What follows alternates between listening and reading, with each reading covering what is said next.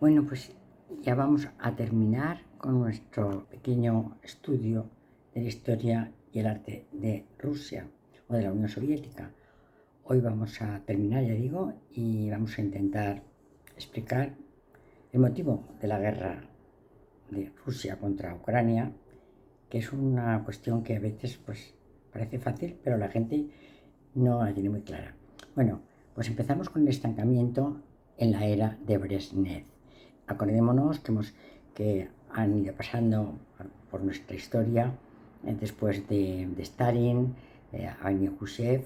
Ahora vamos a ver, después de Khrushchev, este estancamiento en la era de Brezhnev. Bueno, pues Brezhnev representa una nueva generación de profesionales tecnócratas. Hasta entonces, los secretarios y luego presidentes de la Unión Soviética habían sido gentes del partido, a lo mejor sin ninguna formación intelectual ni técnica, como es el caso de Khrushchev, y entonces han representado las ideas del Partido Comunista. A partir de ahora vamos a ver cómo una nueva especie de dirigentes va a aparecer, que van a ser estos tecnócratas, esta gente que está preparada y que va a intentar sacar a Rusia de su estancamiento tan tremendo. Bueno, el primero va a ser Brezhnev. Y Brezhnev nació en 1906 y murió en 1982. Fue el sucesor de Khrushchev. Khrushchev no murió como secretario, sino a los 60 años fue apartado del partido cuando estaba de vacaciones en Crimea, y ahí al poco tiempo fue nombrado Leonid Brezhnev por el Comité Central del Partido Comunista de la Unión Soviética. Bueno, pues tenemos a continuación, vamos a ver que hacia mediados de la década de 1960 la Unión Soviética era una sociedad industrializada, pero en la cual era una industrialización muy poco organizada, muy poco rentable, es decir, que la producción de bienes de consumo era escasa y dejaba mucho que desear, así como competir con Europa, incluso con los Estados Unidos, que era su máximo deseo. No va a poder ser porque esta industrialización ha sido llevada a cabo desde el Estado sin considerar pérdidas ni ganancias, y entonces es una industria muy poco rentable. Bueno, pues asimismo, por tanto, por el mismo detalle, la participación en el comercio internacional es muy pequeña, es casi ridícula. La Unión Soviética seguía siendo, como desde hace tiempo vamos diciendo, un país ahora ya relativamente agrario. Lo estándar en la URSS mejoró el nivel de vida, ya que se duplicó el salario urbano y se le ganó un 75% el salario rural. Esto fue una mejora del nivel de vida. Esto es, como vimos otro día, cuál era el flujo de la historia. Por una parte tenemos en rojo lo que es el Pacto de Varsovia y en rosa sus allegados. Tenemos en azul lo que es la OTAN y sus allegados. Es decir, el azul representarían los gentes anticomunistas y las rojos las gentes de ideas comunistas. Bueno, pues viendo esto así, vamos a ver qué regímenes prosoviéticos había en el tercer mundo. Desde 1975, Vietnam del Norte es ya un país comunista, y en América Latina vamos a encontrar también que a partir de Cuba se va a irradiar primero a Venezuela, Nicaragua, estos partidos comunistas en el poder, y va a ser cada vez más importante el número de partidos comunistas en América Latina. En África se va a transformar en comunistas aquellas estados o zonas de África que han sido descolonizadas por los portugueses. Fueron los últimos que abandonaron las colonias, y estos dejaron también unos estados que pronto cayeron en la opción del Partido Comunista.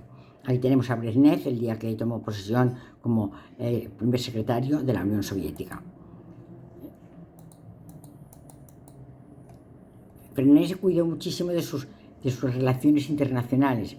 Aquí vemos al líder soviético Brezhnev y al presidente Richard Nixon de los Estados Unidos en 1973. Esta relación con los mandatarios del mundo fue continua, y aquí vemos a Mohammad Reza Pahlavi y a Farah Diba visitando Moscú en 1790 y siendo recibidos por Brezhnev. Bueno, Carter y Brezhnev también se reúnen en Viena en junio del 79. Esto es muy importante para firmar el Tratado SALT II. ¿En qué consiste el Tratado SALT II? Es las negociaciones que se llevan a cabo entre Estados Unidos y la Unión Soviética para firmar acuerdos que limitaban la producción de balística internacional de misiles con carga nuclear. Es decir, van a limitar al máximo la producción de misiles nucleares y van a prohibir el uso de ellos para así poder mantener la paz entre el mundo comunista y el mundo no comunista. Aquí tenemos también a Brezhnev con el presidente Gerald Ford en el año 1975. Bueno, pues muere Brezhnev y a los 2 días de la muerte de Brezhnev se anuncia la elección interna por el pequeño parte del Partido Comunista de Yuri Andropov. Yuri Andropov va a tener un breve interregno y vamos a ver qué es lo que ocurrió en la época de Yuri Andropov. Bueno, Yuri Andropov era un hombre que buscaba la paz y el acercamiento a los Estados Unidos, por eso se encontró con un presidente de los Estados Unidos que era poco amigo de los comunistas, y entonces Ronald Reagan tiró de la cuerda y esto trajo consigo la aparición de una segunda y potente Guerra Fría. Yuri Andropov quería mantener el orden, mantener la disciplina dentro de la Unión Soviética y tener campañas grandísimas de anticorrupción. Pero ya hemos dicho que Ronald Reagan en 1981 tiende a tensar las relaciones bilaterales y esto traerá consigo una segunda Guerra Fría.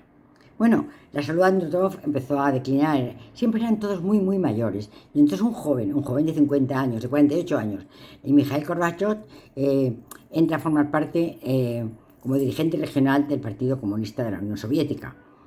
A partir de 1978, cuando solo tenía 48 años de edad, avanzó muchísimo, en 2 años solo dentro del Kremlin, llegando a formar parte del Politburó. El Politburó era esta pequeña parte de los dirigentes del Partido Comunista, que eran los que elegían los sucesores de los distintos presidentes y los que mandaban en la Unión Soviética.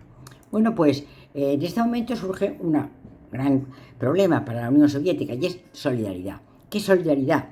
Solidaridad es una federación sindical polaca, fundada en septiembre de 1980 y dirigida por Lech Walesa.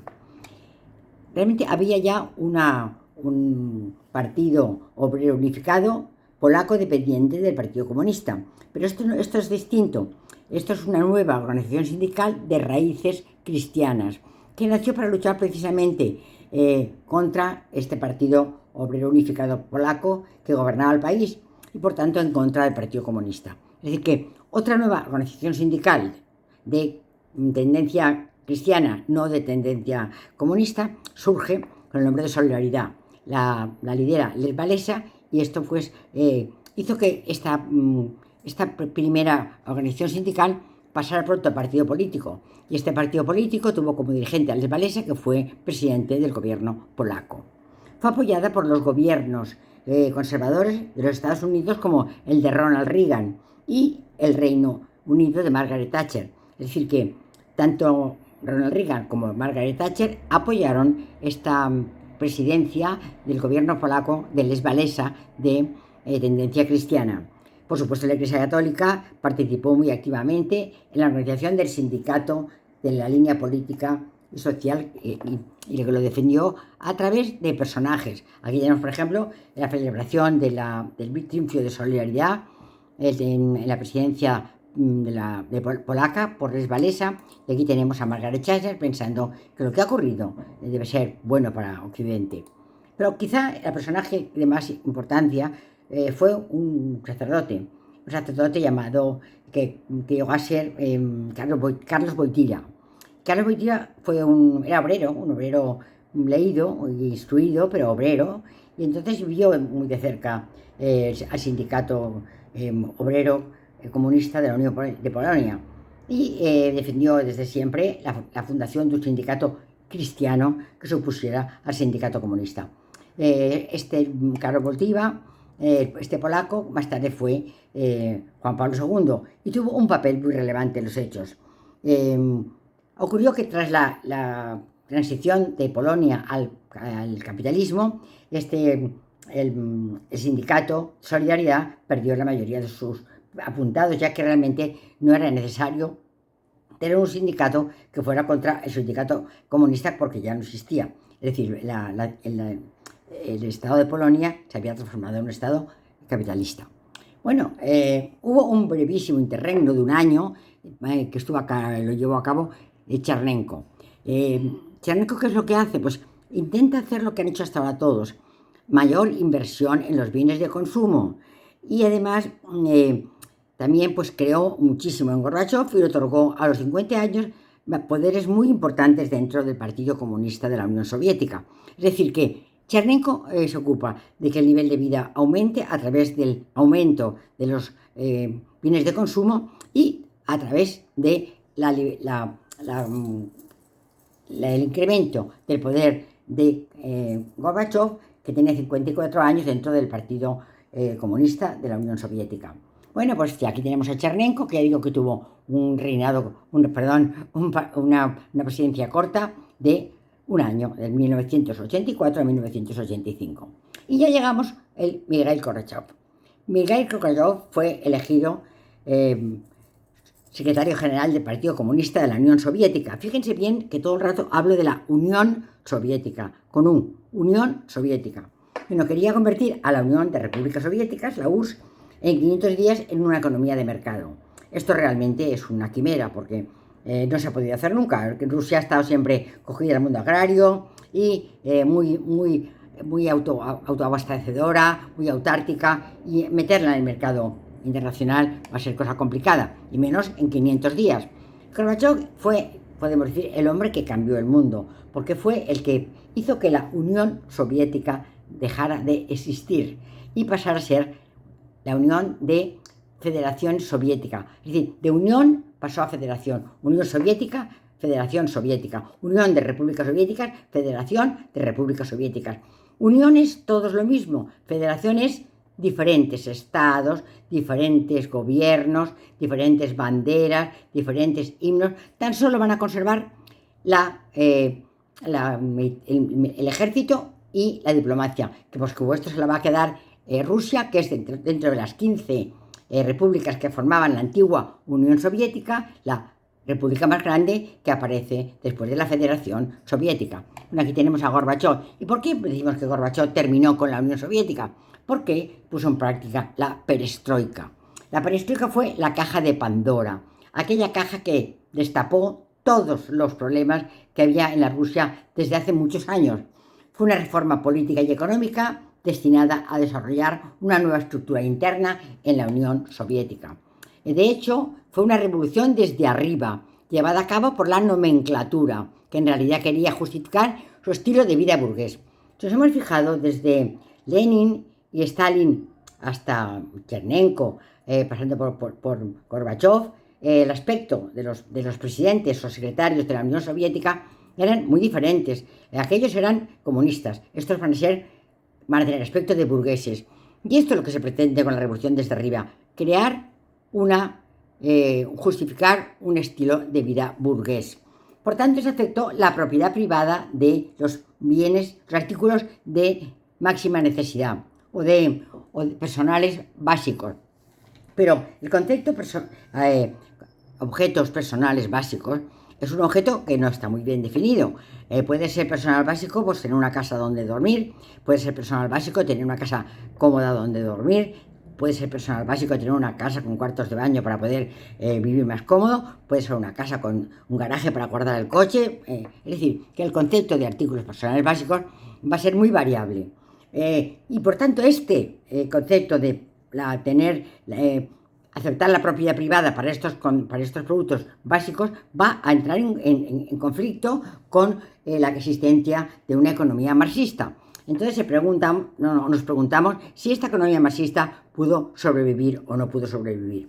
Bueno, pues realmente estamos caminando hacia una conversión de la Unión de Repúblicas Soviéticas en una democracia. Por tanto, además se permitió entrada del dinero extranjero.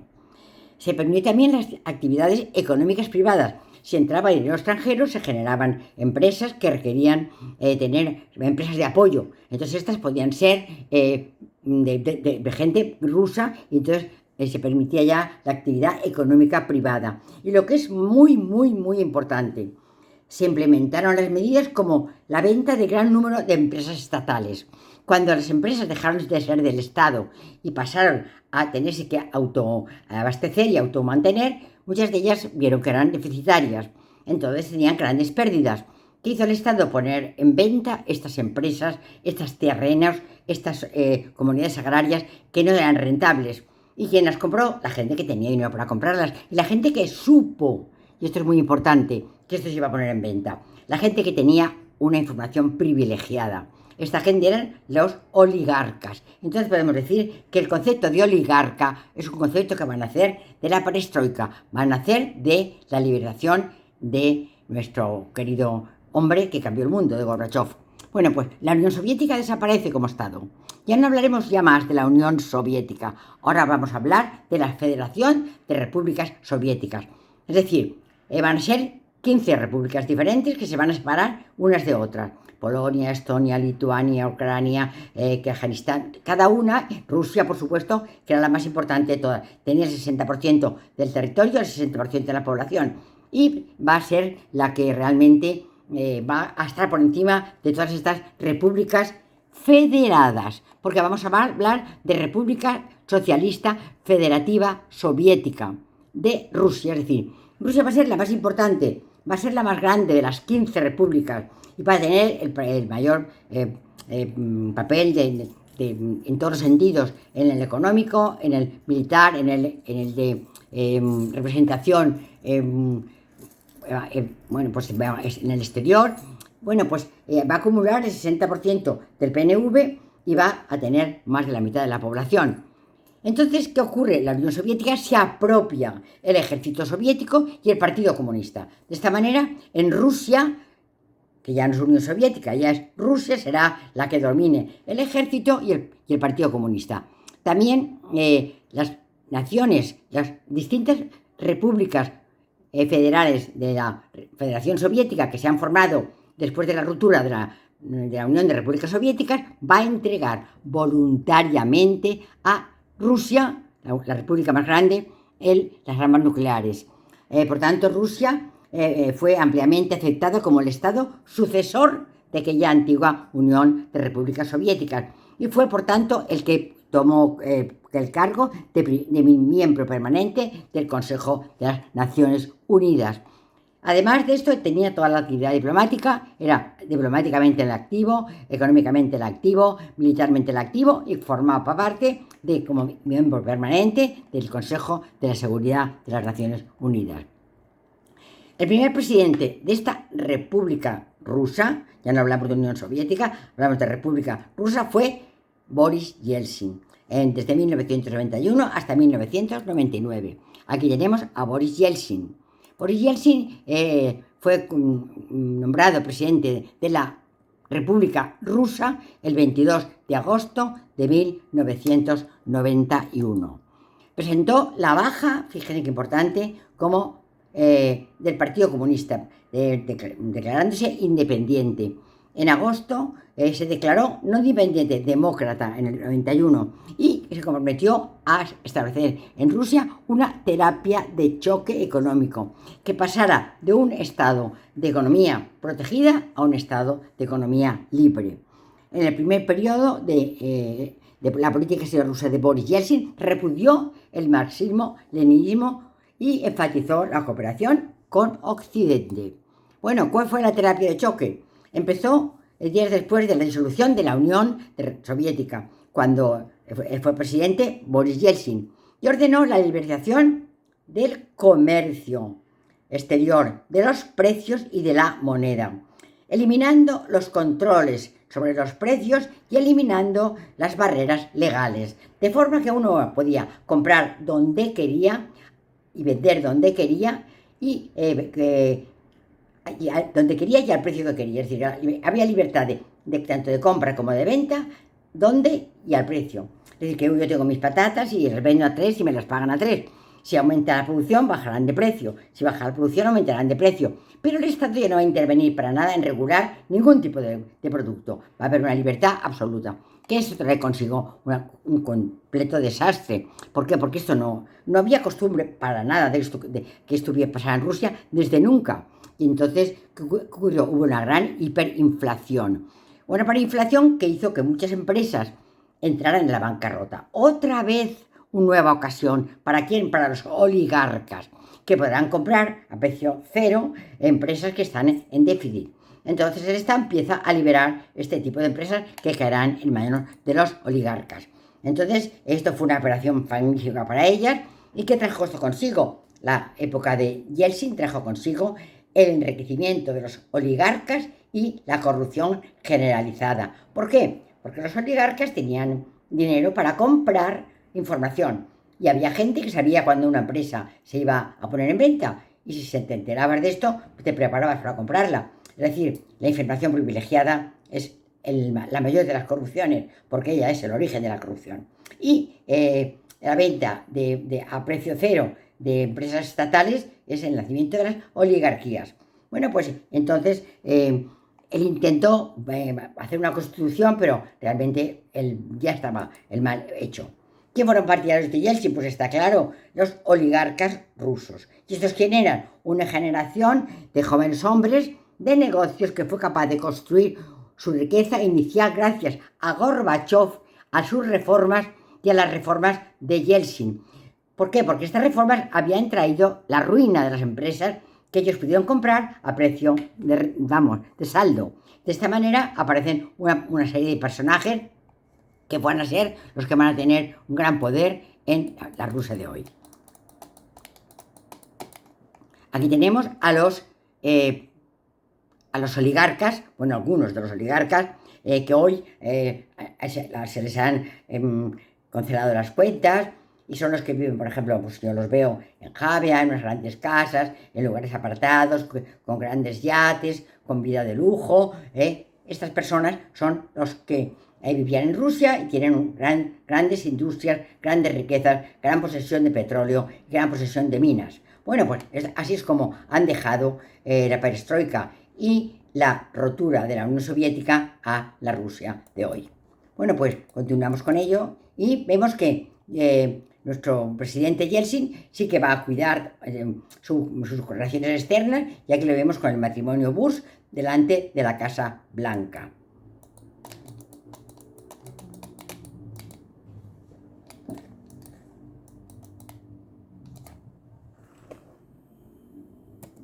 Bueno, Yeltsin el 31 de diciembre de 1999 hizo un sorpresivo anuncio de su renuncia, dejando la presidencia a su sucesor, entonces Vladimir Putin. Es decir, que Yeltsin en el 99 deja la presidencia de Rusia, de la República Rusa, y la pasa a Putin. Entonces lo que Putin realmente va a heredar va a ser la República Rusa. Aquí tenemos un momento en que Putin hereda la República Rusa, y lo vemos con Yeltsin. ¿Y con quién más? Con el patriarca de la Iglesia cristiana, es decir, la cristiana ortodoxa. Siempre tuvo una relación buena la Iglesia ortodoxa con los mandatarios, tanto de Rusia, de la Unión Soviética, como ahora otra vez de Rusia y las distintas provincias que se han separado de la Unión Soviética. Una relación espléndida, porque nunca quisieron meterse en cosas que no les fueran.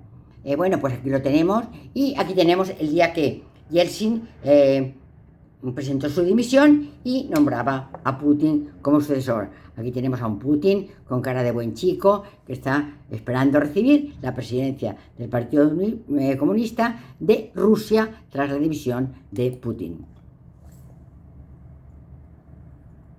Perdón. Bueno, este es el 71 cumpleaños de Yeltsin en el año 2002, y los vemos el matrimonio Yeltsin con el matrimonio Putin celebrando el 71 cumpleaños de Yeltsin.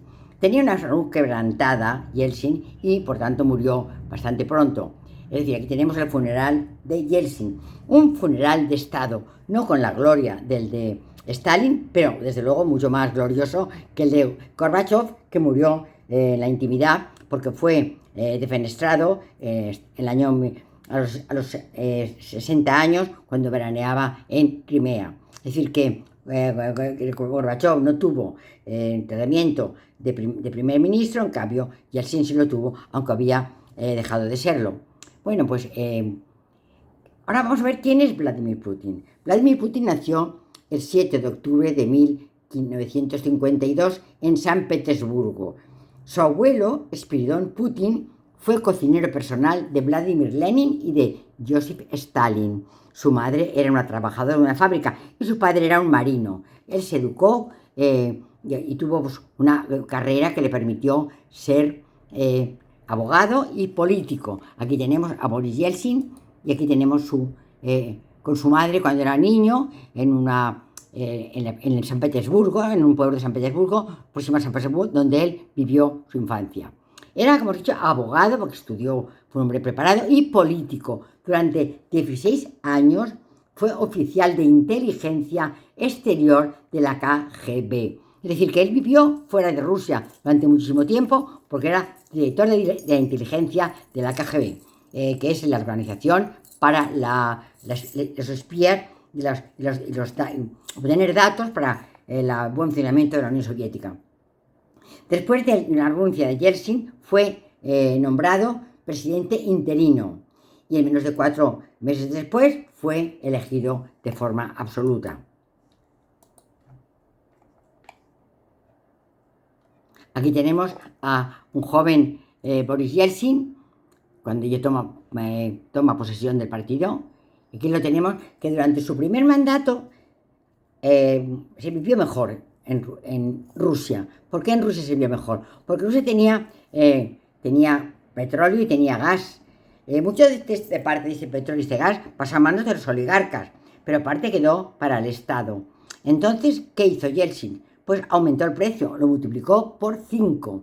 De esta forma, Alemania, que era completamente dependiente del petróleo y del gas ruso, tuvo que pagar 5 veces más por estos productos, como muchos países del norte de Europa. Entonces, con esto el gobierno pudo mejorar el nivel de vida de los habitantes de Rusia. Su gobierno fue responsable de la época del COVID y lo hizo, pues, como la mayoría de los países de Europa, de manera aceptable. Esto trajo consigo, aquí lo tenemos con mascarillas, cuidó muchísimo sus relaciones exteriores. Aquí lo tenemos, por ejemplo, con el presidente de Japón, el presidente francés de Japón, el francés, el alemán y el americano, es decir, Estados Unidos de América, Alemania, Francia y Japón, reconociendo a Yeltsin como presidente de Rusia. Aquí lo tenemos con la reina Isabel II y Tony Blair. Esto no es importante porque la reina Isabel II no recibía a todo el mundo en el Palacio Buckingham. Es decir, que se miraba muy bien a quién recibía. Esto fue pues un hito importante para las relaciones exteriores de Yeltsin, que ahora sí que podía decir que era aceptado por el mundo europeo. También se vio en el G20, lo de los estados del G20, esto sí que saben qué pasó con el COVID, qué pasando con la Guerra Fría, qué pasa con los misiles, qué pasa con la guerra de Ucrania, esto sí que lo saben. Los demás, yo por lo menos no lo sé. Aquí lo tenemos con Bolsonaro, también pues dos mundos distintos, dos maneras de entender la política contrapuestas, pero con Bolsonaro. También lo tenemos aquí con una persona próxima a su manera de pensar, el presidente de Venezuela, Hugo Chávez. Y aquí la tenemos con François Hollande y con Angela Merkel, una reunión de gente muy importante, el presidente francés y la presidenta de Alemania. Hay que decir de Angela Merkel, para entender esta relación tan cordial y tan cercana y tan afectuosa que tuvo con Putin, que Angela Merkel era una mujer de una austeridad muy extrema. Su padre era un pastor de la iglesia presbiteriana de Alemania Oriental, es decir, que ella vivió toda su infancia en la Alemania Oriental. Ella estudió allí y todos sabemos cómo era la economía de la Alemania Oriental hasta que cayó el muro de Berlín. Bueno, pues ella se educó en este lugar de un pastor presbiteriano, es decir, de una extrema austeridad, y fue una de las grandes, yo entiendo, presidentas de Alemania después de la caída del muro. Y aquí la tenemos en su relación cordial con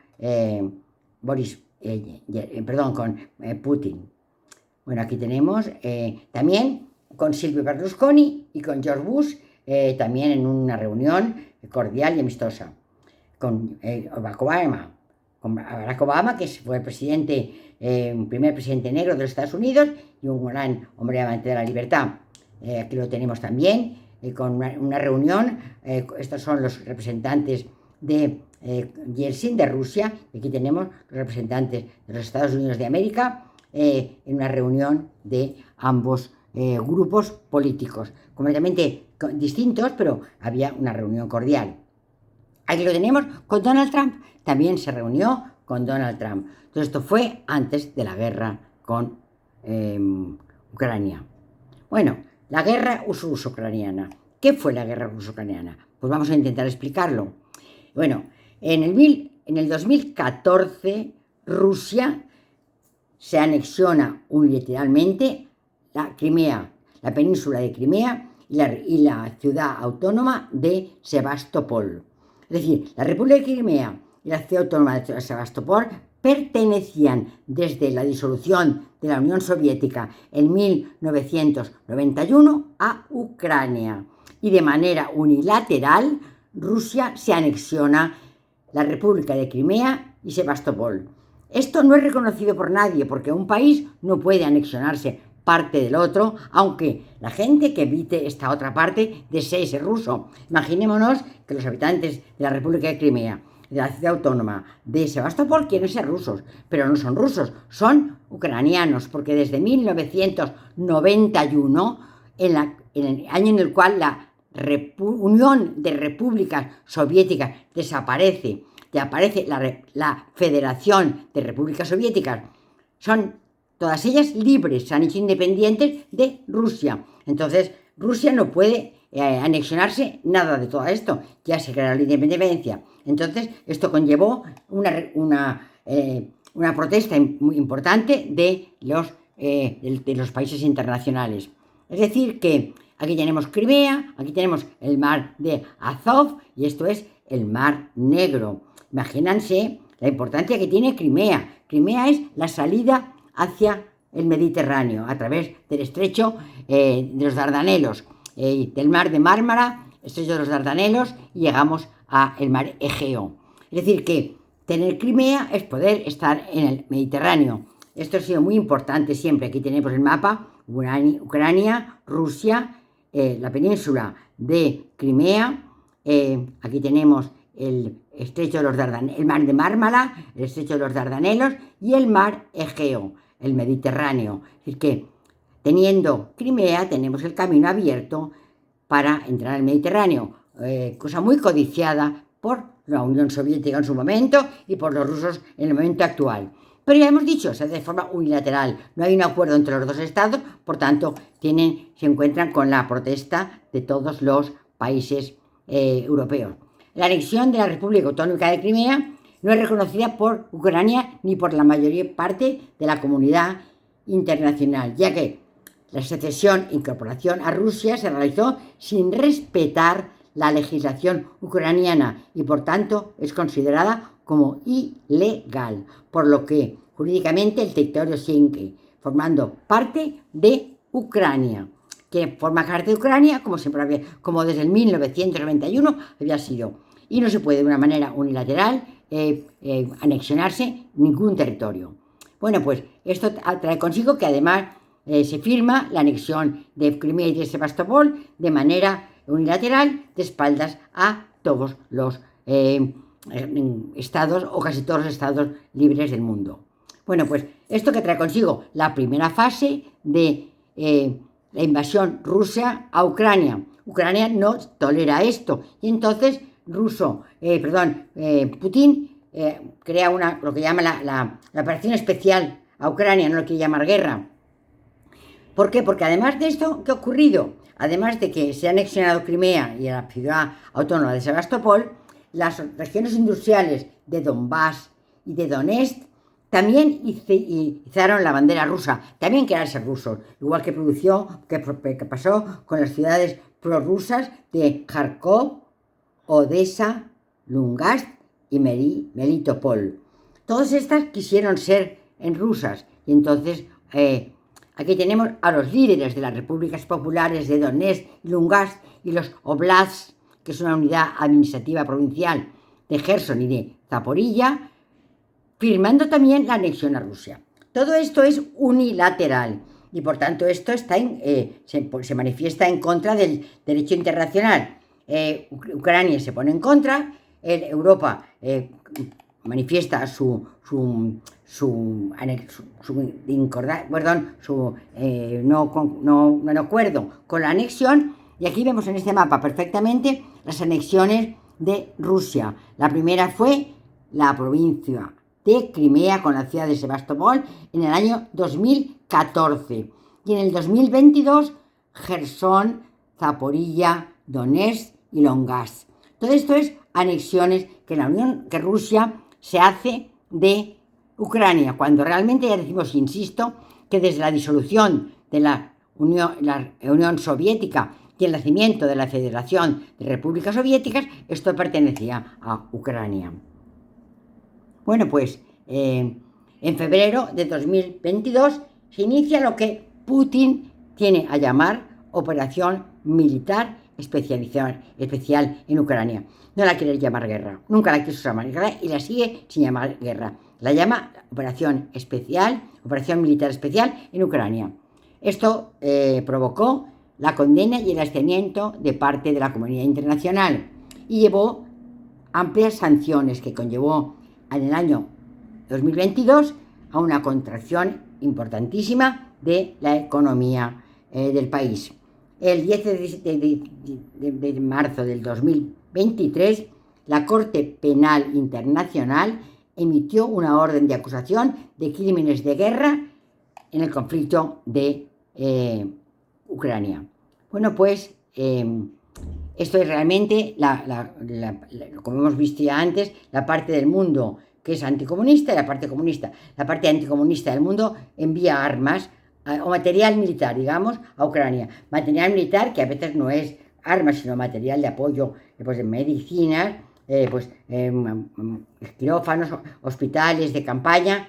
Es decir, España, por ejemplo, pues dice que no manda material de guerra. Bueno, pues esto no lo podemos saber, pero si lo dicen, pues no lo vamos a creer. Y otros países sí que mandan material de guerra, como por ejemplo los Estados Unidos de América.